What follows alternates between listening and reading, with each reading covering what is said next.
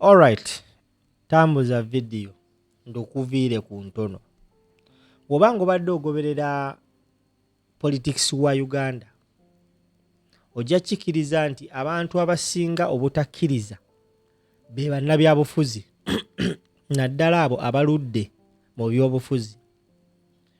Eddako gw'abadde agoberera politics waliwoko akabinja akaali kayitibwa Ssuubi, kalimu abakulembeze ab'enjawulo, era almost most of the leaders mwaka akabinja baamaliriza bagenze mu National Unity Platform, be baava mu kye bayita DP block.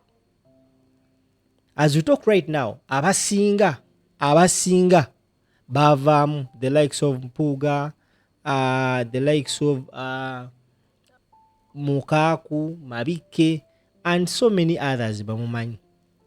Abamu abasigalamu be ba politicians abakkiriza nti yes, there is a new prototype of leaders oba politicians in Uganda. Be bakkiriza nti ebyobufuzi, omuzannyo gw'ebyobufuzi gwakyukira ddala mu Uganda, kati tuzannya mupya.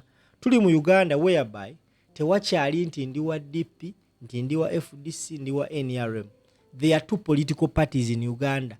In reality, kikirize kigaane, there is the oppressed and the oppressors. Abanyigiriza n'abanyigirizibwa. You either on one side. And of course, kyekoze lwatu nti the oppressed are standing under the umbrella that is National Unity Platform. The oppressors beba NRM. Ojja kyagala, ojja kigaana. Now, Betty Namboze bakireke, omu kwabo abakkiriza nti yes, tulina breed empya ey'abannabyabufuzi ng'ate omugigi guno gukulemberwa Kyagulanyi Ssentamu Robert Bobi Wine. Avuddeyo n'atunnyonnyola gw'atamanyi Bobi Wine oba gw'atamanyi mukulembeze bwa Bobi Wine. Namboze yakoze video ng'annyonnyola Bobi Wine kyeki. Naye yatusekera nakiza n'agamba mbutuufu ono omusajja alabika alina ekimutyemba, alina ekimwambala. After a video that circulated so much on social media, we twalabye nga abasajja bakuba tear gas naye ng'omusajja ayimiridde tawulira tear gas. Njagala owulire emboozi eno naye togiraba wekka. Make sure you share with a friend. Katukomewo after this. Kyagulanyi bategeddaganye ne Museveni. Bigwa. Kino sigala nga kigenda kuba si yenkomerero. Kino tekisoboka, sikigezaako lwakuba kisoboka. Naye gambe Kyagulanyi omutima gwazimbye emyaka 5. Ne bwaba ye yennyini ne bukya. Baga nti bane Kyagulanyi yategeraganye ne Museveni. Bwagenda buye. Era tebiggwa. Kino kisigala kigenda. Abaali balowooza nti ffe b'ekitalo bannaffe baatambulamu. Ni tewaliwo kyabaddewo. Ne bwe mbanze Namboze ne bagamba Namboze Mukono takyaliyo. Takyaliwa NUP. NUP wane Mukono yeeyongera nabwe yongezi ki? Kugenda Mani. Chovolaba. Tewaliwo lukuŋŋaana wano lusobola gana maaso kubanze Namboze saabaddewo. Chovolaba wano mbadde n'abantu bangi nga bayita nange. Bonna banvuddeko. Kati tewali kyakyuse wano. In fact, buli awavudde omuntu omu watuddewo 10. Gobo obadde olowooza nti otambula ne Namboze ng'omukuuma. W'obadde oyimirira kati waliwo abantu abalala 10. Ate bamalirivu n'okusinga. N'okusingawo. Kyova olaba nno kakati gwe bw'oba wali ozze kuwagira Namboze nga muntu byakusala. Kubanga otandise n'omusaba ebirungi ng'omuntu mpa ssente bwe ziti bw'oba oyagala nsigale naawe. Okay. Olwaleero nina ekintu kyendabye n'enkyewuunya. Bulijjo kimanyi nsasula amafuta mu mmotoka ez'enjawulo nga tugenda eri kulaleza pulezidenti bukyanga atandika kujja.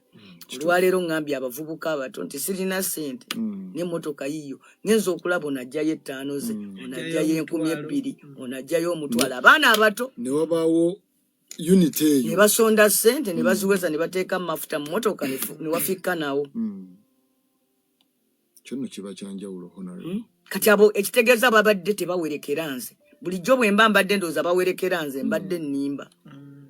Waliwo ekisukkawo. So, NUP eyise ku kyogamba nti it is a wave. It's not a wave. Okay. It's a very ideological revolution ey'amaanyi. Eriko ne bannyiniyo emyaka giri ku sayidi yaabwe. ensonga ziri ku saidi zaabwe, ensi yonna eri ku saidi yaabwe, buli kimu kyonna it is working in their favor. Kakati ekyokubiri NUP mu kalulu kano eprovince nti si Abaganda. Kubanga waliwo endowooza yali egamba nti NUP kibiina kyabaki. Ekyo kitunnyonnyole tukitegeere bulungi. NUP mu kalulu k'omulundi guno esaabuludde n'ebyali byogerwa nti kano kabiina k'Abaganda nga waliwo n'abakayita kewaayi. Wano NUP ekisooka eprovince nti ddala kibiina ky'Abaganda. Kubanga ate mu Buganda NUP buli nnaku oba ani anyize oba ani ajagadde Abaganda bajemburesinze. Naye si ekyo kyokka nti eprovince nti ate era kibiina ky'Abannayuganda. Akalulu k'omulundi guno NUP esangudde ne NRM mu Western Uganda. Kyagulanyi yakutte pen n'asangula Museveni mu Western Uganda. Era okuva leero Museveni bw'anaaleetanga obululu okuva mu Western Uganda tujja mmanyanga nti abbye bubbe. Biri byabadde agamba nti simanyi ekiruwuula, simanyi bannonda abantu 10 kumeka. Bali bagenderedde bateekewo n'abakuba emigo bagambe balufulenga olutalo lw'amawanga nti n'Abanyankole balabye Abaganda nga bagenze eri ne babakuba. Reaction yokka gye baafuna baasaanyeewo. Kakati Mawu yabadde aleeseyo n'ekirala nti NUP esurvivingira ku sympathy nti era asobola okugamba okukyusa nekya YNRM n'abaga temukuba tembakuba emigo tugende tubawangule buwanguzi. Museveni yakigezezzaako omanyi campaign zijja kuba 10 enaku ziri 12 ne bajja nga bakigezaako nga obwolumu bwe baddukayo ne bakubayo enkeera ne batereera naye ku lunaku olw'ataano mu omukaaga ne kiyiikamu lwe bazze mukono. Politensi yonna gye babadde bakoze mbu wano tusobola okuba akalulu ak'ekyama nga Mawu bwe yali agambye tugenda kubeera mu kalulu nga abantu batambula bagende tiyagasi yagamba ku luno teri tiyagasi ne batandika n'okutusekerera mbu nga balowooza nti ffe tunyumirwa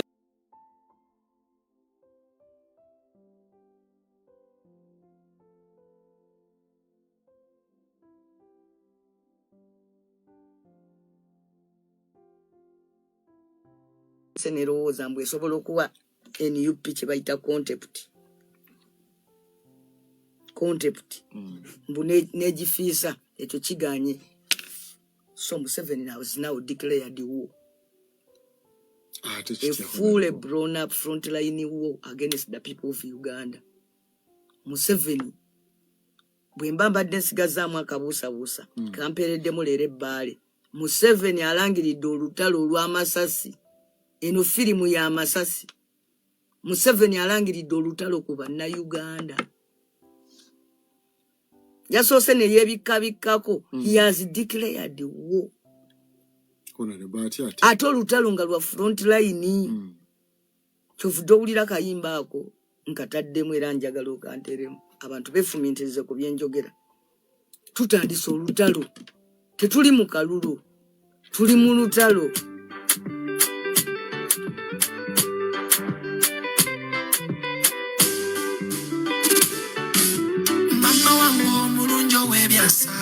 Nina love yera tekenera bye twaita mu binja bitebera nonkuliza mu buvumu bw'amanyi mama kwakale bitenkanika nsabire birungi binereta guno muwendo gw'omukwano gwo mama teri yali kufanana tulye no tuwagira Bobby naye tetumanyi oba tunakesa tulye no mama tuwagira Bobby naye tetumanyi oba tunakesa tulye no tuwagira Bobby naye tetumanyi oba tunakesa tulye no mama tuwagira Bobby naye tetumanyi oba tunakesa buvumu simanyi na gye buva onsabirangako nga tompulira buvumu simanyi na gye buva onsabirangako nga tompulira tuli eno tuwagira Bobby and Bobby why tetumanyi oba tunakesa. Bobby is not the person Kyagulanyi. Ayimba kano yakakubidde maama we nga amugamba nti maama amusabireko.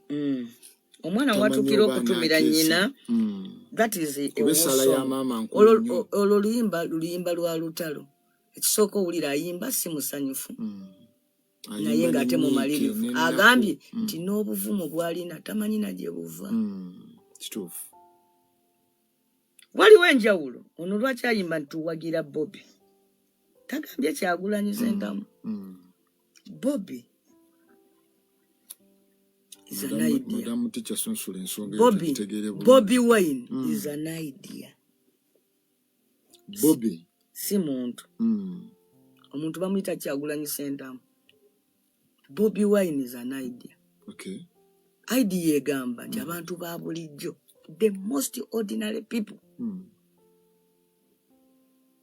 atenga ku ssaawa eno be bavubuka 75% of Ugandans bakoye embeera gye bali ready n'okufa olw'eggwanga lyabwe. Kyovulaba oli agamba nti eno message ya mama wange kubesala ya mama kikulu nkulu nnyo. Olwaleero mbadde mu lale abantu olaba ne mu kyalo ate bakujja mu tawuni y'omu kyalo.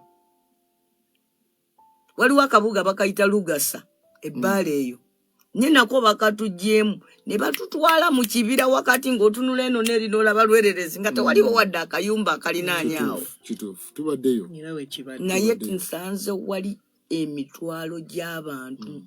Ndowooza yagambye nti bannange mbakkiriza mukolera laawo yabadde amanyi nti awo ate abantu banaatuukayo batya bajja kubeera batono kuba awatali gamba nti wali tewabaddeewo nti emmotoka yiyo obadde tolaba nti emmotoka yiye mmotoka zize ezisombye abantu tewabadde emmotoka. Kituufu.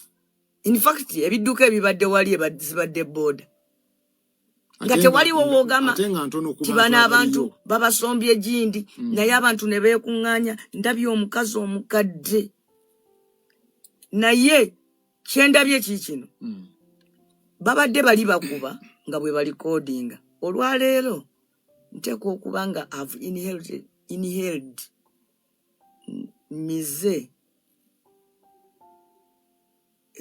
lita za tiyagasi eziwera 5 olunaku lwaleero okuziyingiza munda bwenti. Tuse ekiseera ne mpulira nga amawugwe gonna ganzimbye bwe gati mu kifuba, but nze mbadde omu ku batono. I don't know Kyagulanyi Ssentamu ateeka okuba